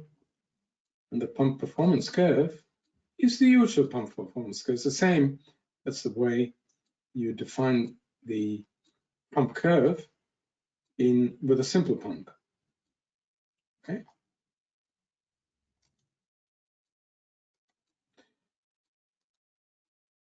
What about the information node? How do we tell the pump PIPENET that the pump is going to trip? See, we use the step profile because we cannot tell PIPENET how the pump is going to slow down, because that is what we want PIPENET to calculate. So the speed is 1, which, as you know, is a design speed or the rated speed. And at 5 seconds, we say that the input goes to 0, because that is not the speed of the initial pump. That's when the signal goes to 0.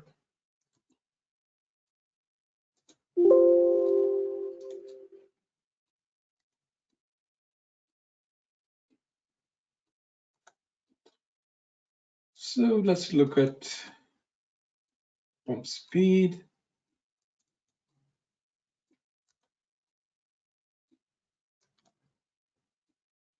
See, the setting of the initial pump is what you supply to the information node. And if you look at that, that's a step function that I input. But that is not the speed of the inertial pump, because the inertial pump will spin down, and that is what we're calculating here.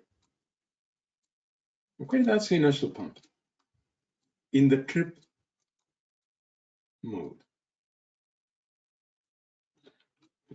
Let's go here.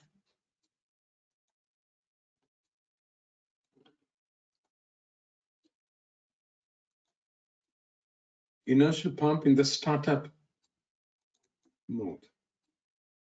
As I said, there are two modes. You can actually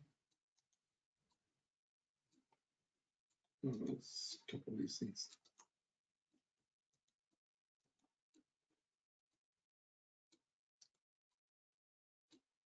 See that in the library. See, there are two modes: trip, startup, or both. Essentially, the startup mode is the same as both, but they're separated just to avoid confusion. And if you have the startup mode, let me open the startup data file and then it'll be clearer.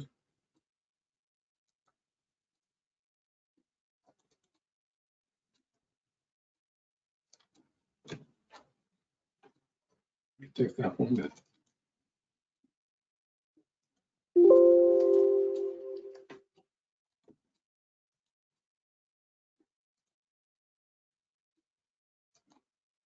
The inertial pump. This is a curve we looked at, but this tab, see, that's the relative speed, which goes up to 1, as you know, and the torque. So the speed torque curve for the pump. We need to input that. If we open the other case,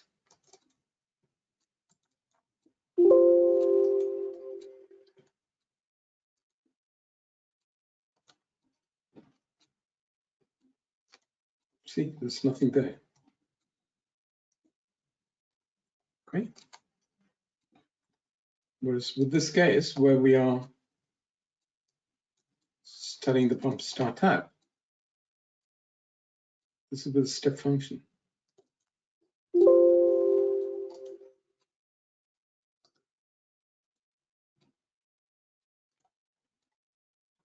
So here, it's the opposite. It stays at 0 and 5 seconds. You know, it's a step function because it's like pressing the button to start the pump. It's an instantaneous action. And that's why we use the step function. But of course, the rotation speed of the inertial pump is not a step function.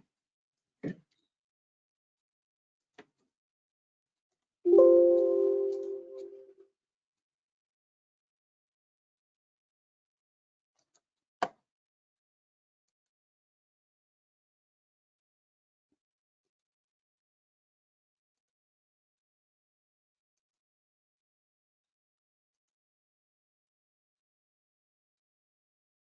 So that's how the pump starts. I mean, it takes,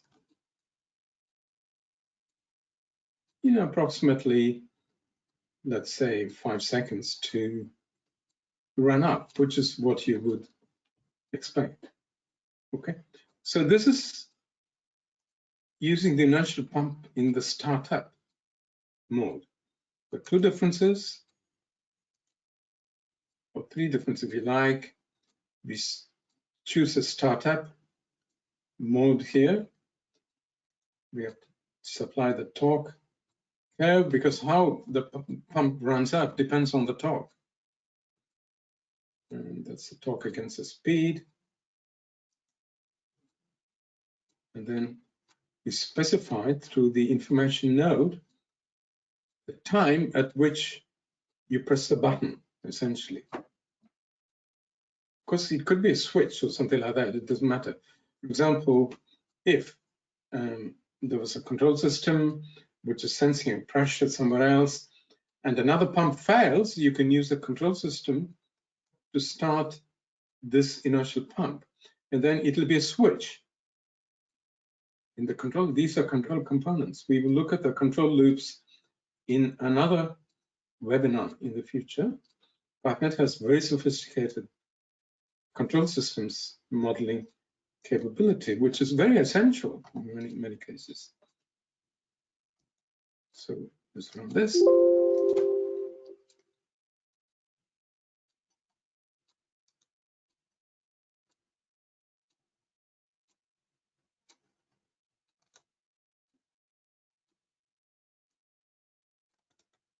Actually, let me just check because I can't remember.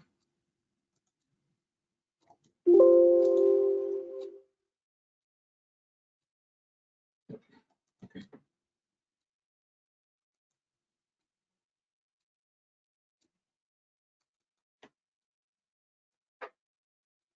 The inertial pump, we're interested in the speed of the pump.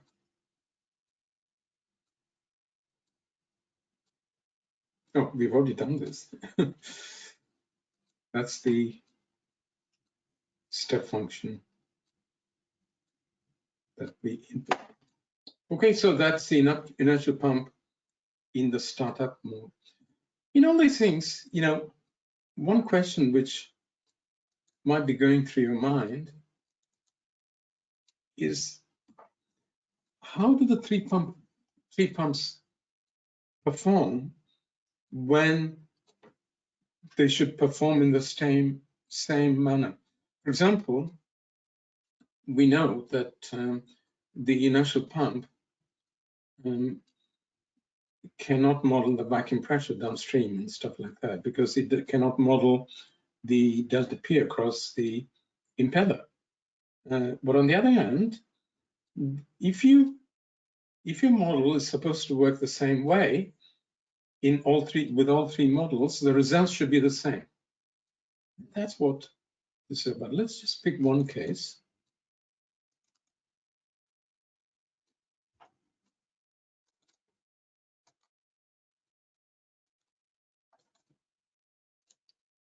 See, what are we considering here?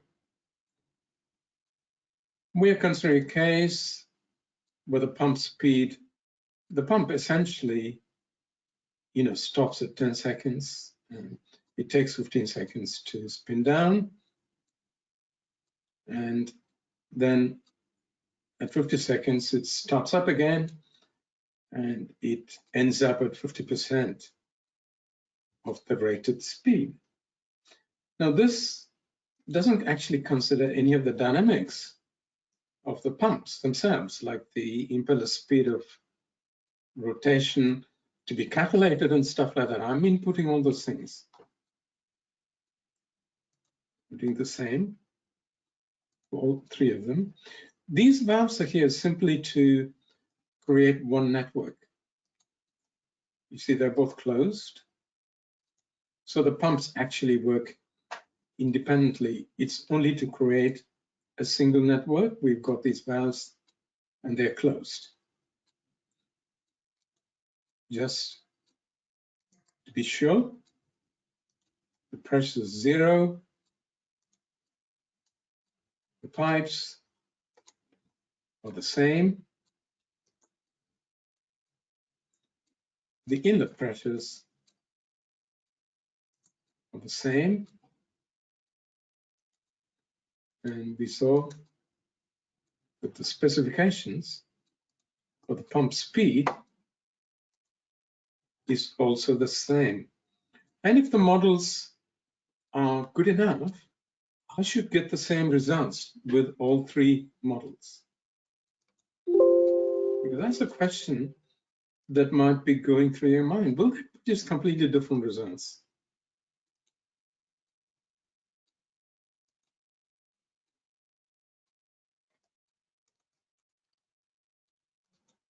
We can, for example, let's compare the flow rates.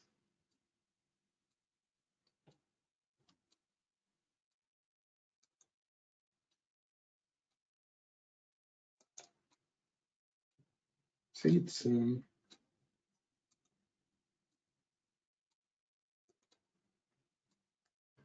a very small difference. But it's, seeing that the models work quite differently, because don't forget, for the turbo pump model, we didn't supply the pump performance curve at all. whereas for the inertial pump and the simple pump, we supplied the pump performance curve. So this, the turbo pump, the pump performance curve, was calculated quite differently. So you would expect some differences. So you can see that.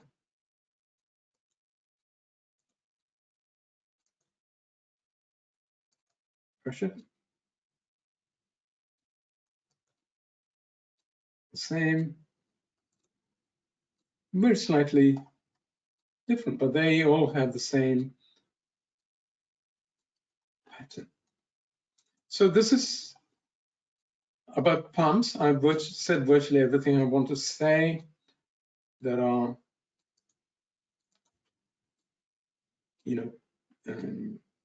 if you don't mind, I'll just take, there are some examples here. We'll just take this. It's a real example. This is a cargo tank of an FPSO. I thought it might be interesting for you to look at this because many of the FPSOs are built in Asia, and since this might be interesting for you. And this is a shuttle tanker. Well, of course, it could be a pipeline. There's a flexible hose here. And, the standard case is when that shuttle tanker is fully loaded, is to close this valve. And the other valves all remain open. So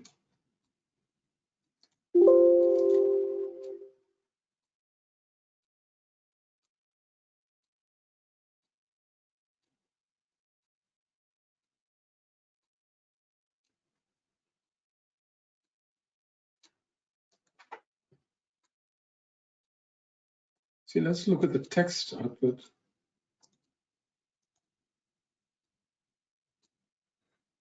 See, that's the maximum pressure. In fact, if we go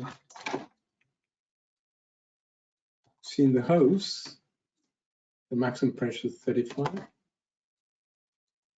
which is too high. So see, BP, this is a BP, and I don't know who the actual operator is, but it's a BP facility. It came up with a very, very simple idea. This goes 3 valves rather than just 1 valve.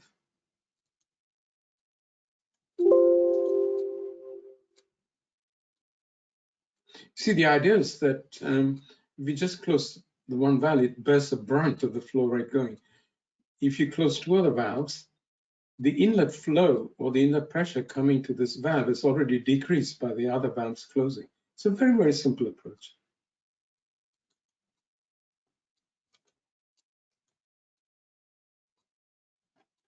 See the maximum going right down. The hose is within its rated pressure. It's very, very simple solution. And of course, the beauty of this is that we may think intuitively that this is a good idea, but PIPENET is what tells you quantitatively that your idea is correct. I will close now. And as I said, I created many examples here, which I knew I wouldn't be able to show today because they're all will take too much time. I mean, this is what 17 files just under forces, not just 17 files, 17 cases. And, some of them have multiple cases. And so it would have taken too long. So if you already have PIPENET and you want to have the data files, we can send them to you. But if you're not if you don't have PIPENET, we can still send you the Word documents which are used for the presentation. Thank you very much for listening to me. As always, it's a great pleasure to be here And we appreciate the fact very much that you've given up your time. Time is the most precious things we have, apart from, of course, other human beings that were important to us. But, you know, so you've given up your time to be here. Thank you very much. We appreciate it very much. We look forward to being of further service to you. Thank you very much. Victoria? Dr. Sebastian, thank you very much for delivering this session. I hope it was useful and interesting to all the attendees. And I would like to confirm that we will share the video recording of this webinar slightly later today or tomorrow. And also, if you would like to receive a certificate of attendance, please write to me and we will be happy to provide the certificate upon request. I hope all your questions in the chat have been answered. Shelby, I believe you were responsible for answering the questions. Could you please tell us if you managed to answer all the questions? Yeah, yes, Victoria, it's all clear, and some of them will write to pipenet@sunrise-sys.com for interior and extensive details. No issues, it's done. Okay, thank you very much. Okay, great. So I would like to repeat that if you have any questions left that were unanswered during the webinar, please send your questions to the email address which you see now on your screens, pipenet@sunrise-sys.com, and we will be happy to answer your questions. Now this session is over. I would like to thank you all for attending it, and I would like to confirm that we are planning many more sessions this year. Please follow our announcements and our invitations, and we look forward to seeing you online in the future. Have a good evening, good day, and thank you. Bye-bye. Well, I would also like to thank Victoria for organizing this webinar. Thank you, Victoria. And I would like to tell the others, like Shelby and Legend and Luke and Shalika, who have been here. And thank you very much indeed. And we appreciate all your work, and all of us work together. We have a common purpose of users and the support team. We all have a common purpose. Thank you very much indeed. Bye-bye.